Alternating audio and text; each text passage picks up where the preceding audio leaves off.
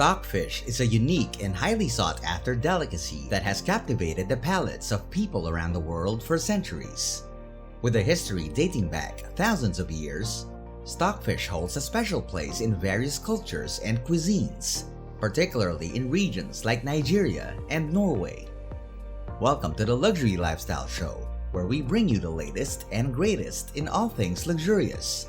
In this video, we will learn what stockfish is all about. But before we continue, make sure to hit that subscribe button and notification bell so you won't miss any of our videos. Now, let's get right to it. In the bustling market of Lagos, Nigeria, a common sight is people flocking to purchase stockfish. This sought-after protein source commands a price of $65 per kilogram, a staggering 7 times more than popular fish varieties like croaker. However, despite the demand, Nigeria itself does not produce this distinctive dried cod. Instead, it travels thousands of miles from Norway, where specialized operations cater to Nigeria's stockfish needs.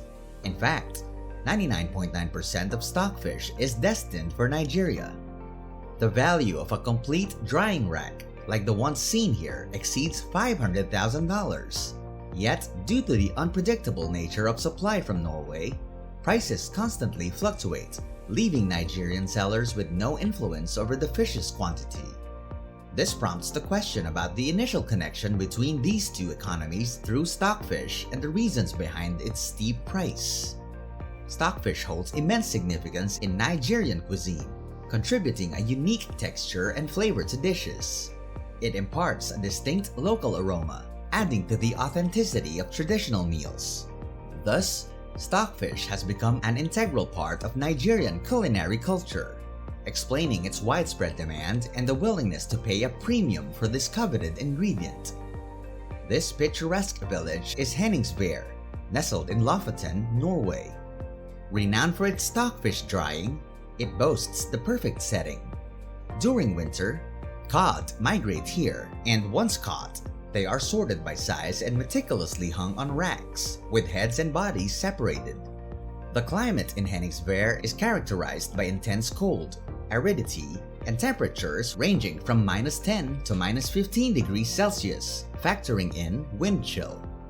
The frigid conditions deter insects from feasting on the fish, while still allowing for optimal drying, striking a delicate balance.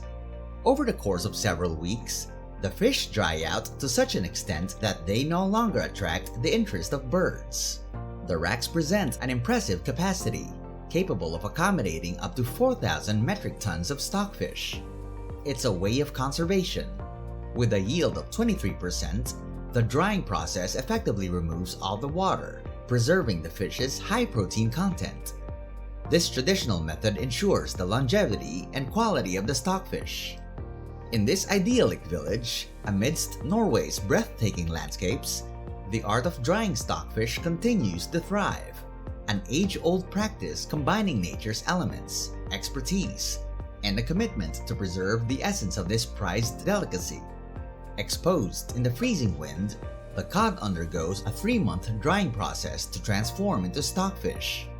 This time-consuming method allows the stockfish to be preserved for up to 3 years, making it an exceptionally valuable commodity. Unlike the quicker alternatives of using salt or artificial dryers that can dry cod within a week, the extended duration of drying in the wind proves to be worth the wait. The companies purchase fresh cod from fishermen for 52 kroner per kilogram, which is slightly less than $5. Once dried, the bulk price of stockfish reaches around 150 kroner per kilogram. In Nigeria, stockfish is not sold in kilograms, but rather in 30-kilogram bags. Nora elaborates on the process, stating, "After approximately 2 months, we can bring these heads indoors following the drying phase. Then, we compress them into 30-kilo jute bags and ship them in 40-foot containers.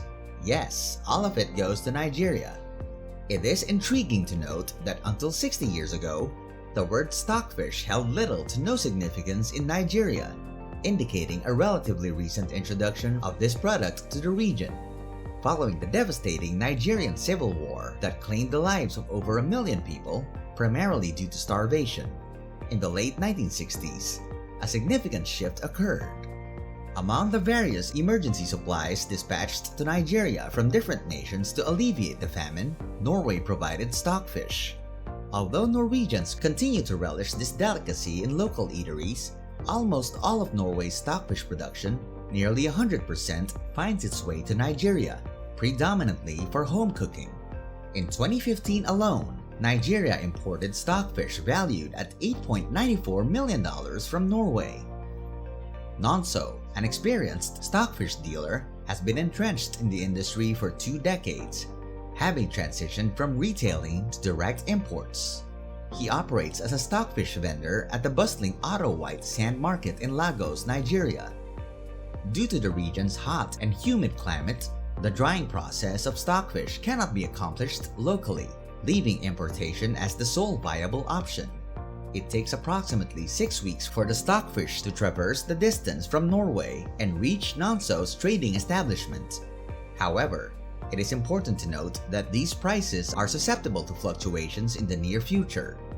The price of stockfish is subject to fluctuations based on the season, and due to its convenience as a trade currency, prices are denominated in US dollars rather than the Norwegian kroner. These prices are influenced by the daily exchange rates between the naira and the dollars in Nigeria, which have 2 distinct categories: the official rate set by the Central Bank of Nigeria and the unofficial black market rate. Although unofficial, the black market rates often provide a more accurate representation of the actual market conditions. In Nigeria, the significant disparity between these 2 exchange rates poses a crucial decision for stockfish sellers like Nonso, as it can determine the success or failure of their business. Adding to the challenges, in 2021, the Nigerian government aimed to promote local fish farming by including stockfish in a list of more than 40 items that importers must purchase using actual US dollars instead of converting the naira into an equivalent amount. This new regulation has further heightened the difficulties faced by Nonso and others involved in stockfish trade. Moreover, the rising energy costs have led to increased operational expenses in Norway, impacting the final price of stockfish in the local market. These higher expenses have a cascading effect, influencing the overall pricing structure and affordability of stockfish for consumers. Navigating the fluctuating exchange rates, regulatory changes, and rising operational costs poses considerable challenges for stockfish dealers like Nonso, who must adapt their strategies and pricing models accordingly to sustain their business in the market. Meanwhile, in Norway, the Nigerian market holds immense significance and cannot be overlooked. What did you think? Tell us in the comment section below. Give it a like, subscribe, and hit the notification bell so you get more videos like this. Thank you for watching, and we'll see you in the next one.